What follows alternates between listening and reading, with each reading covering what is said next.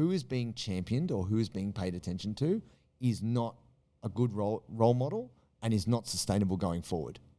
Like, you know, when Craig Jones dies of a massive heart attack at the age of 45 in a sauna in Thailand with some strippers, you know, no one's surprised. Ladies and gentlemen, welcome to another Bulletproof for BJJ podcast. Has BJJ lost its soul? We are entertained by cocaine snorting, steroid abusing, ladyboy chasing maniacs. And we love it. We find it so entertaining. It's good vibes. But is that the kind of person you want to teach your 10-year-old how to live life? No, that's not.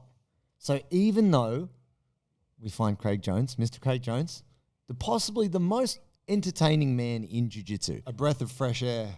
A breath of stank, hungover, beer, you know, piffled air. But I mean, whatever, the guy's doing it. He's winning. Even more successful athletes admit he's entertaining.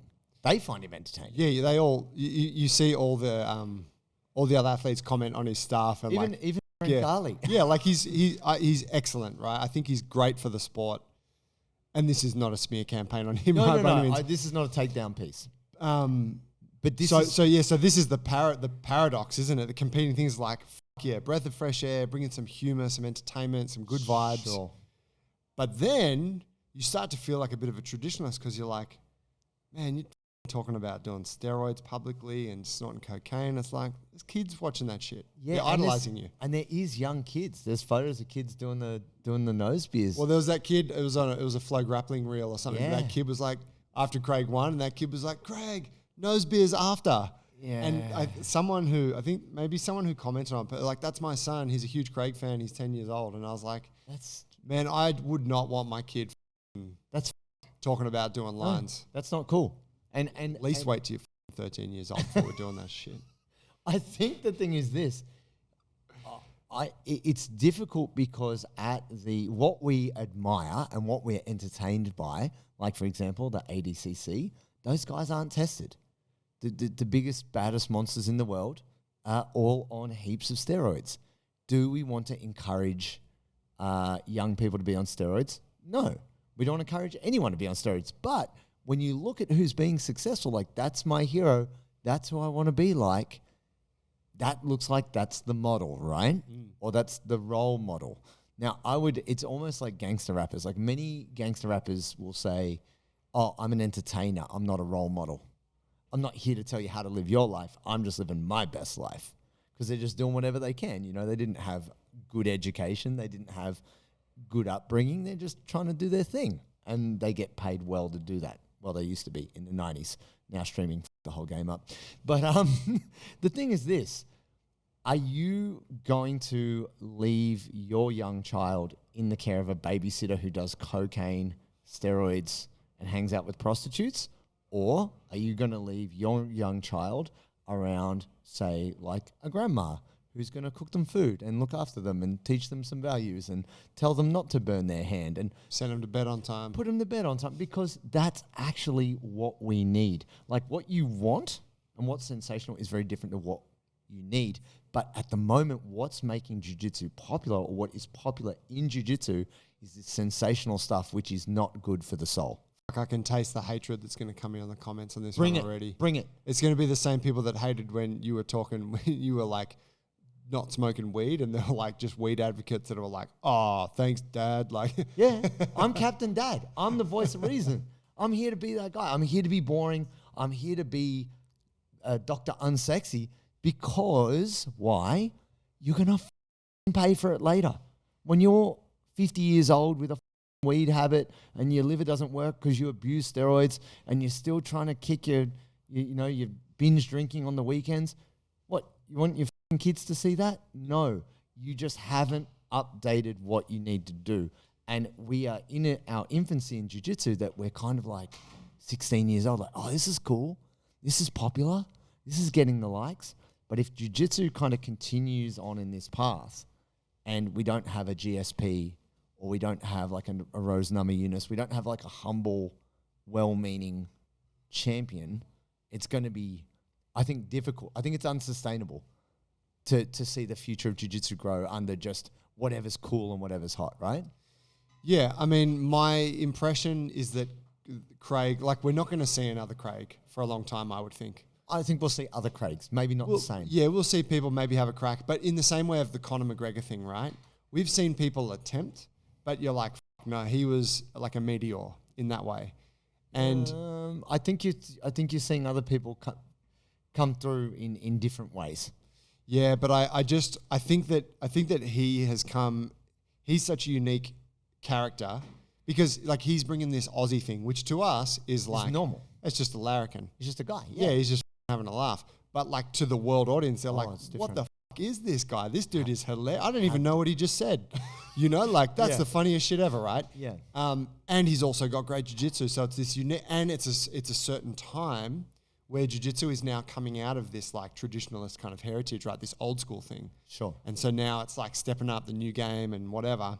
But could we not have really good jiu-jitsu without all the social? Do you know, could someone not be famous for being a good person as opposed to being? No, absolutely. I just think that I don't think that, say, what we're seeing of him would necessarily be a sign of what's like there's more of that coming and that the culture would be headed there, because I think that it's very hard to produce more of him. Well, no, I think it's amplified. Like before we had 35-year-old guys on steroids or 45-year-old guys on steroids. Now it's Mika Galvam, 19-year-old vegan on steroids. Do you know what I mean? Like it's just younger. It's just younger generation. Like what we're seeing in jiu-jitsu is younger people in jiu-jitsu doing better. Arguably the steroids thing was like that predates Craig. No, of course. Right, in that way. No. I want to get away from Craig. I want to get... he is a highlight of success through social media in terms of popularity, making money, stuff like this. So he's just one point of reference.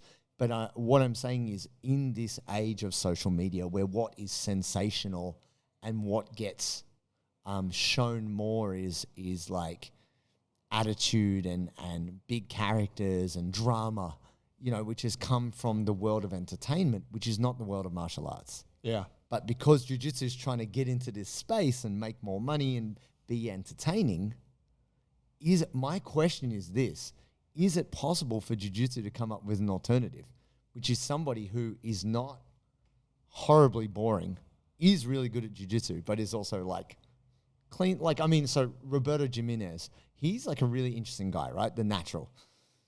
He's contesting you for the title, Joe. Guy. He is living on an organic farm in Colombia. I've never seen him do his seminar tour in Australia, but if he does, you'll challenge him. Let's go, bro. Absolute natty world status versus no, let's not do any jiu-jitsu. No jiu-jitsu. Yeah, show me how clean your diet is. I think he's living on organic avocados in Colombia. Yeah, it's hard to beat. Papayas and shit. Yeah, just climbing. I do love that guy. He's got a mystique about him. There is an interesting vibe to him, which is he's just so kind of like a lone wolf vibe. Semi-spiritual. Yeah. Yeah, there's an interesting thing about him. And I think he does epitomize a real, like I don't want to say pure jiu-jitsu, but he just trains jiu-jitsu. He's very open about not doing steroids and living a very natural, connected, you know, I think there is an ethic to him. I don't fully understand it. I've never actually met him. I'd love to talk to him about it. But he's probably one example, right? But what I'm wondering is in this social media game that everyone's playing, everyone's looking for Cody Steele doing the suplex, breaking some dude's back. Like, yeah. Cody Steele really touched a note for you, didn't he? Bleed. I think Cody Steele's probably not the nicest guy in the world. He seems lovely. You've seen his pictures with Nora? Look at their picture. I'm like, they seem like a lovely couple. I don't care about that. I follow his social media and he seems like a jerk. And I stopped following him because I was like, I can't cop this. I can't take this personality online. He might be a nice person in person. I haven't actually met him in person. So you're just digging that hole. No. He's someone I know nothing about. I don't think they're a nice person. Well, no, I don't. What he says online is not great. I don't love his online persona. Right. That I can say that, right? Fair, absolutely. Yeah, right. Absolutely. And everyone's trying to put this out there, right? Plenty of people might say they don't like my online persona. Perish the thought. Yeah. And I just say, go f yourself. Yeah. And I just keep that real. I don't mind. I'm not here to be popular.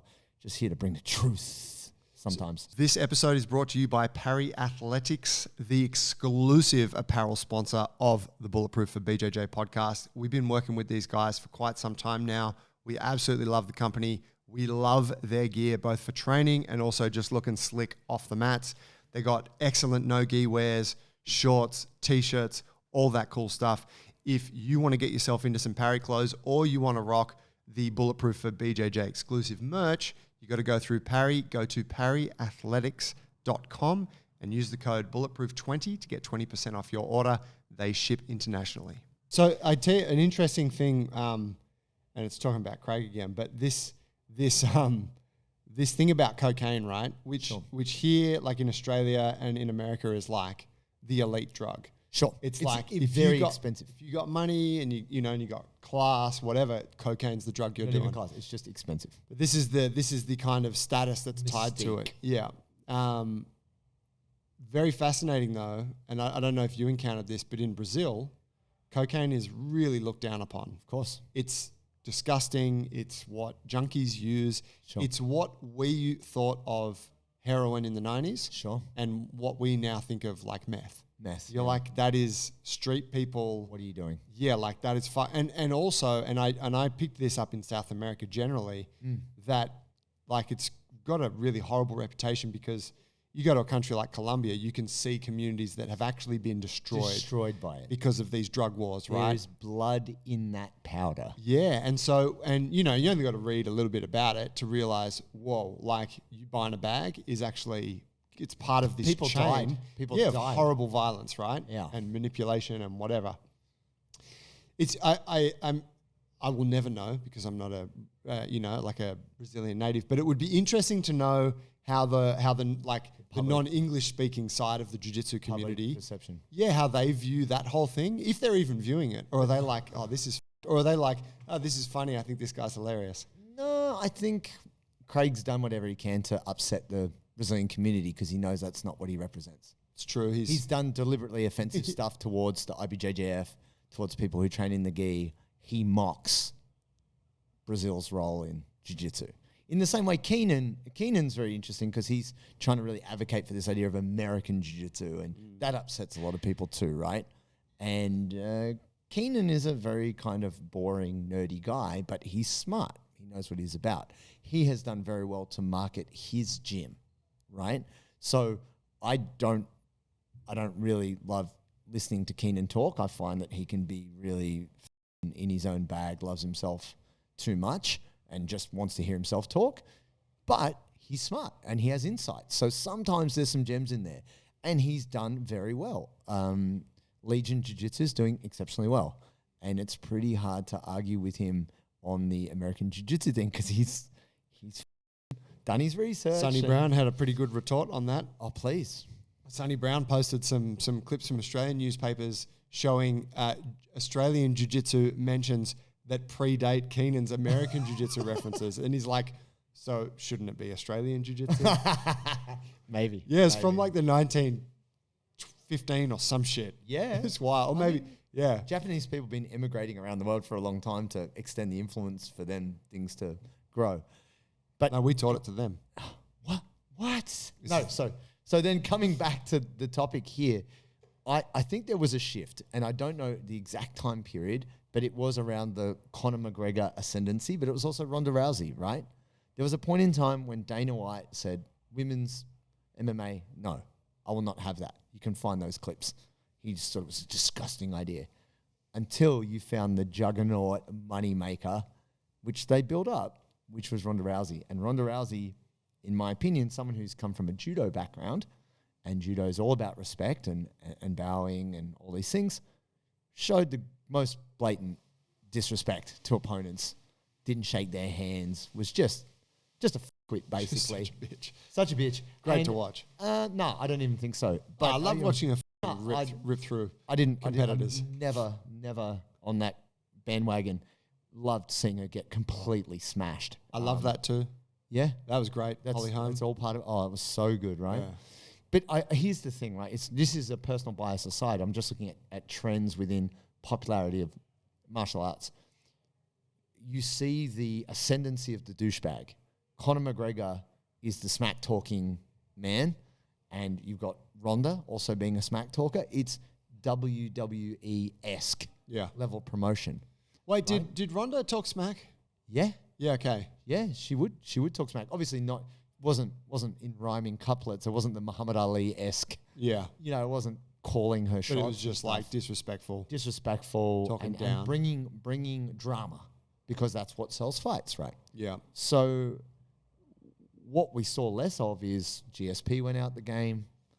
Rose Namajunas is all about being respectful and be a good person, and I think she's Christian. Like, you know, it's like very much about God and these things which aren't necessarily popular, but you see the fighting skills and you're like, that's undisputed. Yeah. Like she pretty much knocked out Joanna.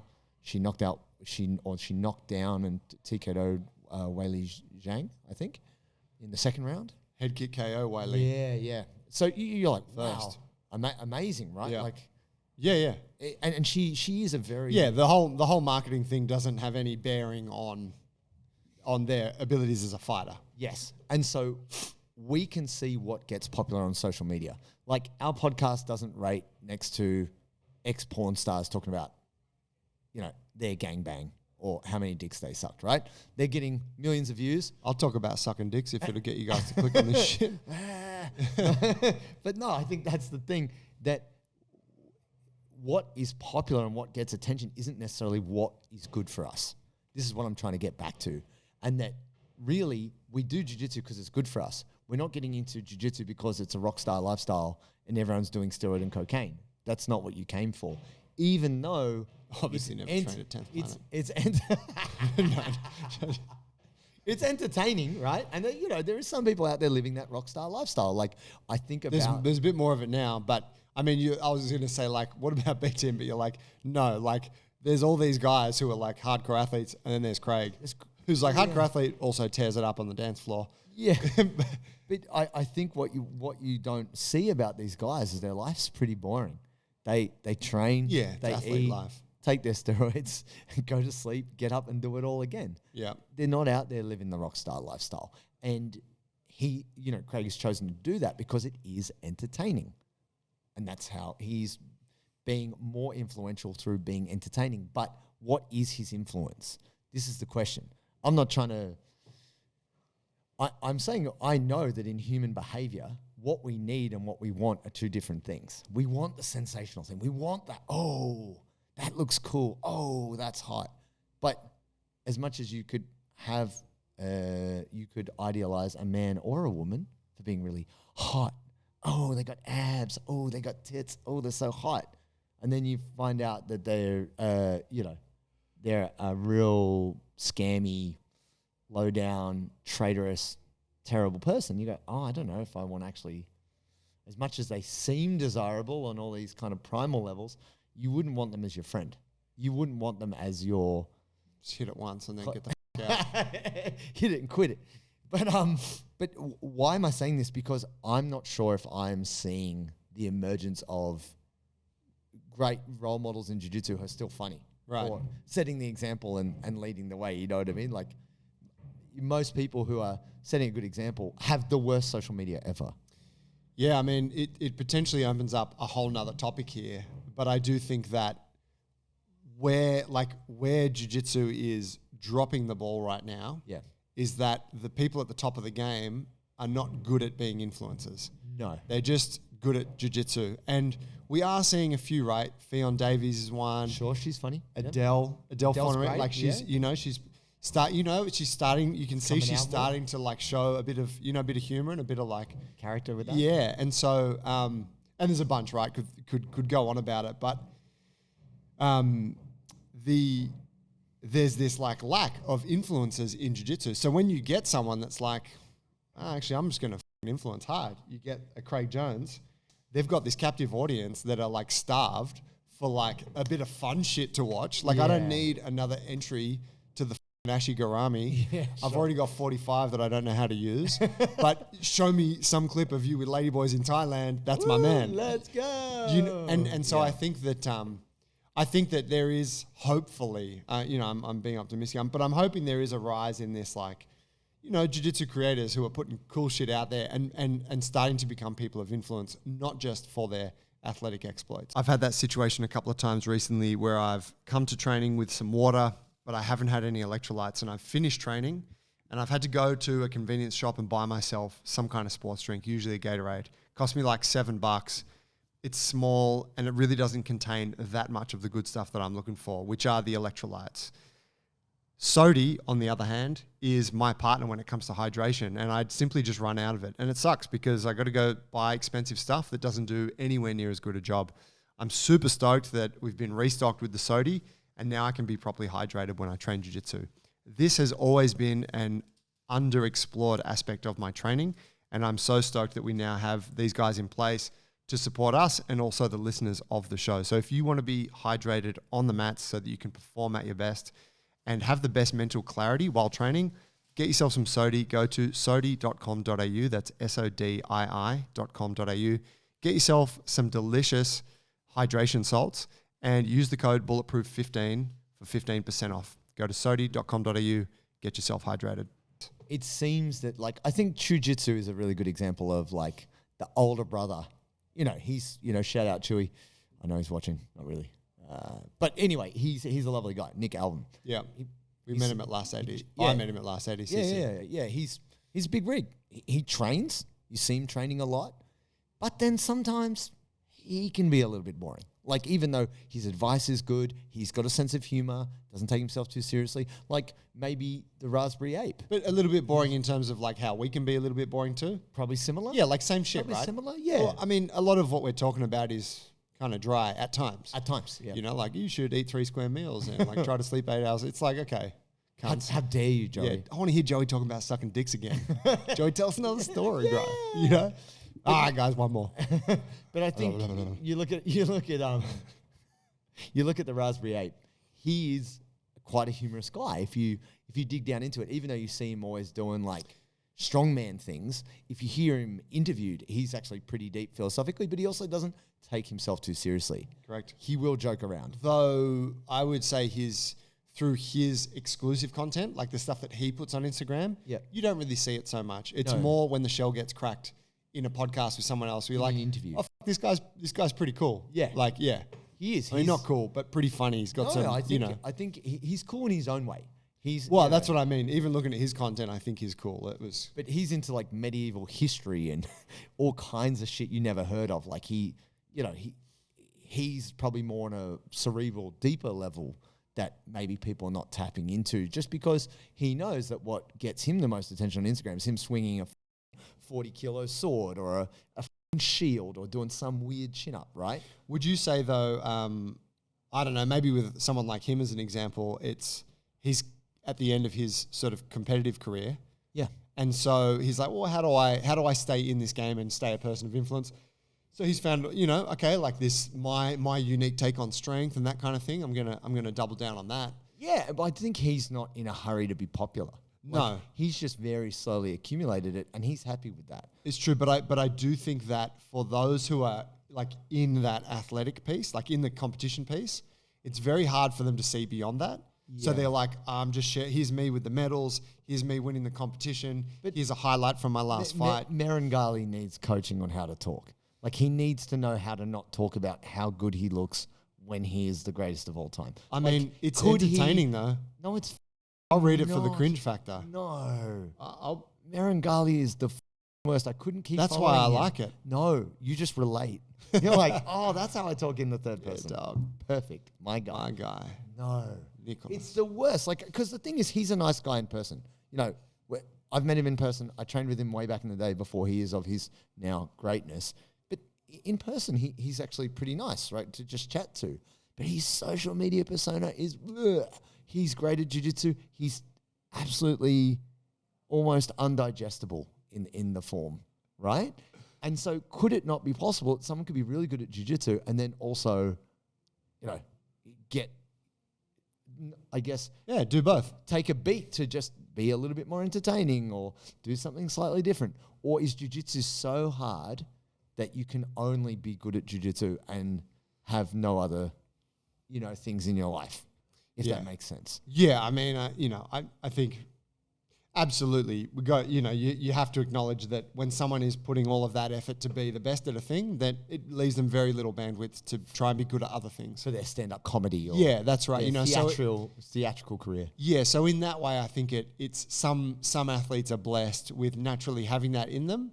And so, you can put a camera on them and they can come up with some shit. Yes. Like a Chael Sonnen, right? Or a Conor McGregor. Like obviously before he turned into just being a he had a huge amount of humor and banter within him that he could just call upon. Yes. Classic English-Irish bullshit. Sitting around in pubs, Banter. smashing pints. Banter, right? Talking crap, yeah. Yeah. So I think that, it's always a gift of the few. But I would like to see people lean in on that more. Like, even like, I'm trying to think of an example here, but like, even in jiu-jitsu, we see a lot of folks who are like kind of a bit introverted. Sure.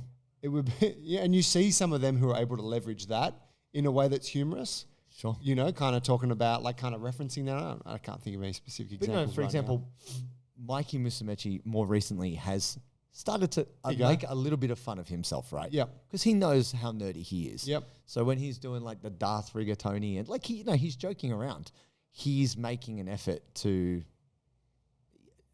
not appear as serious. But if you catch him on something that he's sensitive on, he'll say, "Okay, guys, let me talk about this thing." And you're like, his tone is so... You're like, dude, that's not... I don't want to watch this video. Like, even if what you're saying is really important, just get the off my feed, bro. Like, that's not... The tone and the way you're delivering it is not helpful for communicating your message.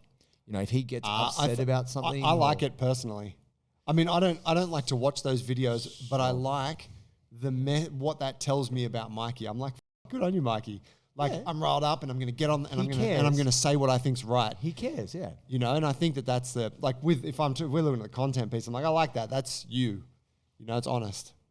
And then he does the thing with the pastas and, and the pizza and shit. And I'm like, great. Like, this guy is a character that is going to be very hard to replicate, like for someone to try and duplicate this. Definitely, because he's so good at jiu-jitsu and he is a very weird, odd character. But I think he has been pushed because he's quite introverted and he's talked about his mental health battles.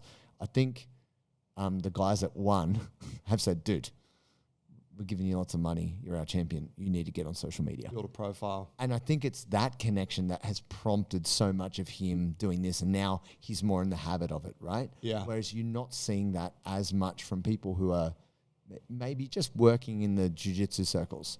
You see fighters, you see guys in the UFC getting media coaching and becoming more of that. Like, I think possibly, if we can step more to, say, a guy like Rob Whittaker, possibly the reason why I feel Rob Whittaker doesn't get the shine he deserves is because he's just a humble dude. Yeah. He's just not a big talker. What do you think about this, Rob? He's like, oh, yeah, that guy's pretty good. I'll try and beat him. Yeah. That's it. And that isn't because Rob isn't funny or he's not. If you met him or you chatted to him, he is pretty funny kind of guy, but he's more on the... He's chill. Less out there personality. Yeah. Whereas you got guys like, Ian Gary, or who's the guy who says he's the new Conor McGregor, but he's bigger? Ian Machado. Gary? Nah, man, you're not. Yeah. Yeah, but he's trying to do having more a crack. He's trying to do more of the chat and do more of that. Whereas I think he probably speaks a bigger game than is his actual fight game per se. Like if you look at some of his fights, it's not necessarily that entertaining or anything like that. He's not putting on the greatest fight ever, but he is trying to do the chat and do the marketing and be the villain. They talk about being the heel and stuff like that in WWE. Like, why is WWE still so popular? It's the drama. It's the show. They got The Rock back. Yeah. He's out there calling people in. It's like Days of Our Lives, but just with wrestling gear. It's sensational, right? Yeah. It gets the attention. This is the question for you, my friends. Who is your favorite person who is maybe your favorite person in jiu-jitsu who's not necessarily trying to be a rock star or sell themselves out, but is just legit a good person? They're really good at jiu-jitsu. They're also a good person, and they're good on social media. Maybe we just haven't broadened our lens wide enough to be able to see who's out there. Because the Rotolos, they're funny guys, but I don't see a lot of their humor coming through. You don't get them talking about, taking edibles and going surfing on their social media, you know?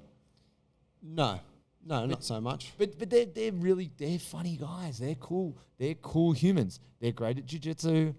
And Are you saying here, what's your point with this? My major point is who is being championed or who is being paid attention to is not a good role model and is not sustainable going forward. Like, you know, when Craig Jones dies of a massive heart attack at the age of 45 in a sauna in Thailand with some strippers, you know, no one's surprised. Everyone's like, well done, champion. You went out on your shield. You went out the way Martyr. we thought you would, and you will be immortalized as that rock star, right? But it's a tragedy. Where is the, you know, not necessarily the traditionalist, but where is the person who's 50 or 45, was great at jiu-jitsu, still great at jiu-jitsu, and still doing good things? Like, look at GSP, right? Guy's still in shape, still doing great things, still training. You almost always think he could come back because he's always in shape. Yeah. He's not blown out. Yeah. You know, he's always doing gymnastics. He's always doing cold plunge. You're like, this guy is still, he's almost more of an athlete now than he was back in the days. Where is that person in jiu-jitsu? Where is that person who is the advocate for longevity, health? Or is jiu-jitsu still too young for us to have seen this? That's what I'm trying to get to. Because I think what's popular in jiu-jitsu right now, or what we consider to be popular entertaining, is not the way forward for jiu-jitsu. That's my take on this. Your take, Joey? Keep the nose beers coming? Look, I like, you know, like I said, I think something like that is a bit of a flash in the pan. It's exciting. Yeah, I don't think it's good from a role model perspective. If it were the case that we started to just see more of these leaders or authorities within the field sort of follow that same mold, it would be disappointing in my view. And I would think like that's not the right direction. However, I do think that it'd be very hard for someone to take that on. And I do think that probably the majority are more towards the boring consistency, you know, try to be a good person. Like, I think the majority are towards that. What I would like to see is those people find more of a voice publicly so that they can break through, and then you can have more of an option of role models and you have a diversity to the market, if you will. Sounds interesting. There we go. All right, fam. Thank you. Now, if you want to see more of this, we would love to give more of it to you. The only way that we can do that is by getting you guys to subscribe or follow on the audio platforms, and also give us a 5-star rating. So if you're listening to this on Spotify or iTunes or wherever you're getting it, please get in there, follow it, like it, subscribe it, but give us a 5-star rating. It means more good people like you get the good stuff. Thank you, fam.